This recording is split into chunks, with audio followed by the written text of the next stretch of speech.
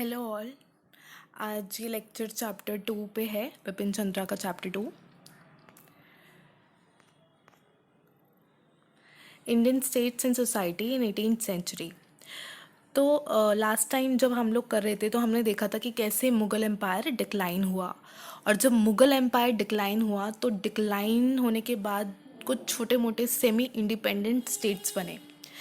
ठीक है, तो जैसे कुछ नोबेल्स थे या कुछ वज़ीर हो गए जिन्होंने अपनी छोटी मोटी स्टेट बना दी और उसे कंट्रोल करने लग गए थे। लास्ट टाइम हमने ये देखा था। तो ये सबसे बड़ा चैलेंज था जो कि एमर्ज हुआ था फॉर ब्रिटिश, जो 1803 में जब आ गए। तो मुग़ल को हराना फिर भी आसान था, क्योंकि एक मुग़ल रूलर के पास एक बड़ा किंगडम होता था। तो अगर मुग़ल को हरा दिया तो वो पूरा बड़ा किंगडम ब्रिटिश के पास। लेकिन ये जो छोटे मोटे स्टेट्स थे जिनके सबके किंग अलग थे, प्रिंस नवाब सबके अलग अलग थे, इन सबको हराना बहुत मुश्किल था। हराना, अब उन्होंने जो स्ट्रैटेजी अपनाई वो तो आगे आगे के चैप्टर्स में है, किस तरीके से उनको डिफीट करा गया सबको। लेकिन हाँ, ये एक चैलेंज था फॉर ब्रिटिश। तो उस टाइम पे जो सेमी इंडिपेंडेंट स्टेट्स हुए थे वो कुछ इस तरीके से थे: हैदराबाद, कर्नाटक, बंगाल, अवध, मैसूर, केरल, राजपूत स्टेट्स, जाट्स, बंगाश पठान्स, रोहिलाज, सिख, पंजाब। सिख में तो मैं आप लोगों को बताऊंगी किस तरह से सिख्स भी उनका भी एक सेमी इंडिपेंडेंट स्टेट बनाने की उनकी एक तरीके से ख्वाहिश थी। फिर पंजाब बना, मराठा। तो ये जितने भी सारे सेमी इंडिपेंडेंट स्टेट्स थे, जो ये बहुत मेजर चैलेंज थे फॉर ब्रिटिश, जो 1803 में आए थे। तो सबसे पहले हम हैदराबाद के बारे में पढ़ेंगे। हैदराबाद के लिए मैंने भी चैप्टर 1 का जो मैंने बनाया था लेक्चर, उसमें मैं इसको रिपीट नहीं करूँगी, उसमें ही है हैदराबाद का पोर्शन। ये कैसे निज़ाम उल मुल्क ने, जो फाउंडर ऑफ हैदराबाद है, कैसे उन्होंने हैदराबाद बनाया, क्यों बनाया था, क्या रीजंस थे उसके पीछे। और हैदराबाद का ज़्यादा कुछ नहीं है, बस यही है कि वो आए, उसके बाद उनकी डेथ के बाद वो काफ़ी वीक पड़ गया था हैदराबाद। तो अपने आप ही फिर ब्रिटिश ने उस पर कैप्चर कर लिया। तो हैदराबाद की वो आप वीडियो में लिंक डिस्क्रिप्शन पे डाल दूँगी, आप देख लेना। फिर है कर्नाटक। ये एक डेक्कन स्टेट है, मतलब ये एक साउथ में है। और इसका जो हेड था वो था सादुद्दौला खान। सादुतुल्ला खान। अगर मेरी प्रोनाउंसिएशन में कोई दिक्कत हो तो प्लीज़ मुझे माफ़ कर देना उसके लिए। तो सादुतुल्ला खान जो थे वो कर्नाटक के हेड थे। ये एक डेक्कन स्टेट था और ये हैदराबाद के ही अंदर था। जैसे हैदराबाद का रूलर, अगर आप वो वीडियो देखोगे तो उसमें था कि जो हैदराबाद का जो रूलर था निज़ाम, वो भी एक टाइम पे मुग़ल के अंडर था। बट उसने मुग़ल के अंडर रहते हुए एक अपनी अलग स्टेट बना ली।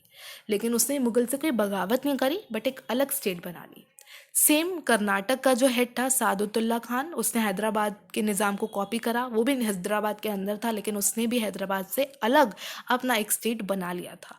वो कर्नाटक के सारे अफेयर्स खुद देखता था। निज़ाम हैदराबाद के रूलर को ना बता के वो खुद ही सब कुछ हैंडल करता था। लेकिन बाद में फिर इस कर्नाटक स्टेट में नवाबशिप की स्ट्रगल होती रही, कभी कोई कभी कोई, कभी किसी को बनना है कभी किसी को बनना है। तो इस वजह से ये भी फिर डिक्लाइन होता चला गया। नेक्स्ट है बंगाल। बंगाल जो है, बंगाल को जो आज़ादी मिली या बंगाल जो एक इंडिपेंडेंट स्टेट बना, वो बना था बाय मुर्शिद कली खान एंड अलवर्दी खान। ठीक है, ये मुर्शिद कली खान एंड अलवर्दी खान की वजह से बंगाल जो है कि इंडिपेंडेंट स्टेट बना था। मुर्शिद अली खान जो उस टाइम पे मुग़ल रूलर था, उसने मुर्शिद को गवर्नर ऑफ बंगाल बना रखा था 1770 में।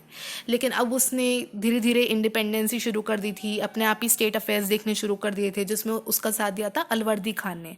और इन दोनों ने मिलकर बंगाल को एक अलग इंडिपेंडेंट स्टेट बना दिया था।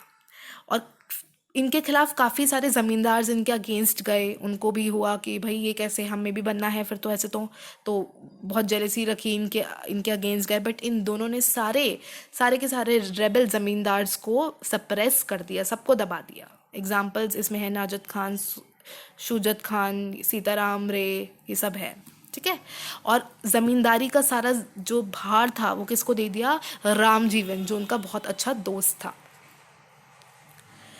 फिर फाइनली जो मुर्शिद अली खान है वो 1727 में उनकी डेथ हो गई।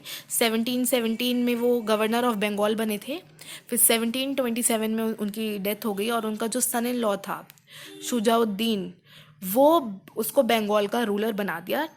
ठीक है। और फिर बाद में 1739 में उसके बच्चे को मार दिया गया था। अलवर्दी खान ने ही खुद ने ही उसके बेटे सरफराज खान को मार दिया और अलवर्दी खान खुद बंगाल का नवाब बन गया।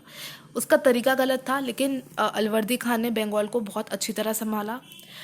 ठीक है। उसने उसने इजरा जो था, ये भी मैंने आपको फर्स्ट लेक्चर में बताया था इजरा क्या है, तो वो जो है वो खुद वो पहले स्टार्ट कर दिया। तकवी भी स्टार्ट किया, ये पहली बार स्टार्ट हुआ था। लोन टू फार्मर्स, फार्मर्स को लोन देना शुरू करा। फार्मर को लोन देने का मतलब है उन्होंने एग्रीकल्चर पे ध्यान दिया काफ़ी ज़्यादा। हिंदूज़ की तरफ बहुत ही ज़्यादा टॉलरेट इनका नेचर था। ट्रेड को बहुत बढ़ावा दिया, मैंने बताया तकवी लोन दिया फार्मर्स को ताकि वो एग्रीकल्चर, कमर्शियल एग्रीकल्चर हो, ट्रेड हो। और ट्रेड ट्रांसपोर्टेशन बहुत अच्छा करा, कम्युनिकेशन अच्छा करा, ट्रांसपोर्ट करने में कोई दिक्कत ना आए। थाना चौकीज़ बिठाई गई, क्योंकि बहुत बार ऐसा होता था कि जब भी कोई ट्रेड होता था तो बीच में लूट लिया जाता था ट्रेडर्स को, तो थानाज चौकीज़ जगह जगह बिठाई गई। बस एक अगर वीकनेस कोई रही तो वो ये थी कि वो ब्रिटिश को एज अ थ्रेट नहीं देख पाए। वो ब्रिटिश को नॉर्मल एक ट्रेडिंग कंपनी समझते रहे, बट उनको नहीं पता था कि ब्रिटिश उनके लिए इतना बड़ा चैलेंज बन जाएंगे। और दूसरी ओर मराठास भी उनकी तरफ आ रहे थे, उनकी लैंड को खींचने लगे। एक तरफ ब्रिटिश, एक तरफ मराठास आ गए, और फिर बाद में उन्हीं के ही ऑफिशियल्स भी करप्ट होने शुरू हो गए। तो ओवरऑल सब मिला के धीरे धीरे कर बंगाल ने भी अपनी पावर लूज कर दी। नेक्स्ट है अवध। अवध का जो फाउंडर थे वो थे सादत खान बुरहान उल मुल्क। ठीक है। वो अवध की ये सब ये अधिकतर तुम अगर आप देखो ये इंडिपेंडेंट स्टेट्स का हिस्ट्री देखो तो सब कहीं ना कहीं एक तरीके से गवर्नर या किसी ऑफिशियल अच्छे हाई पोस्ट पे बिठा रखे थे। बट धीरे धीरे करके जब उनको लगा मुगल वीक हो रहा है तो उन्होंने अपना अपना स्टेट बनाना शुरू कर दिया। सेम अवध का जो फाउंडर था सादत खान, वो भी एक गवर्नर था अवध का, 1722 में अपॉइंट करा गया था। ठीक है। तो बट बाद में जाकर वो भी एक अवध को उसने सेमी इंडिपेंडेंट स्टेट बना दिया। ही suppress lawlessness created by zamindars हर जगह परेशान करते हैं, यहाँ पे भी परेशान करा गया, बट उसने उनको सप्रेस किया। उसने पेजेंट्स का ध्यान रखा। रिलीजियस टॉलरेंस था। पेजेंट्स का ध्यान रखना ये तो मतलब बहुत हुआ है कि पास्ट में पेजेंट्स को बहुत जगह ऑप्रेस किया गया है, अलग अलग टैक्स लगाकर, मीडिएटर बिठाकर, इजरा सिस्टम जो आप करेंगे, मेरा फर्स्ट लेक्चर है, मैं आपको डिस्क्रिप्शन में दे दूंगी तो इसका लिंक। तो ये था जिसने पेजेंट्स का काफ़ी ध्यान रखा, लेकिन फिर 1739 में ज़्यादा रूल नहीं करा और वो मर गया। उसका नेफ्यू सफदार जंग, फिर उसने उसको सक्सीड करा। ठीक है। अब सफदार जंग की खाली एक ही इम्पोर्टेंस है हिस्ट्री में, वो आप याद रखना। आज जो लखनऊ इतना फेमस है, लखनऊ नवाबों का शहर लखनऊ, ठीक है, वो आर्ट के लिए, लिटरेचर के लिए, हैंडीक्राफ्ट्स के लिए बहुत फेमस है। आर्ट लिटरेचर वो तो अभी भी इतना फेमस है लखनऊ का।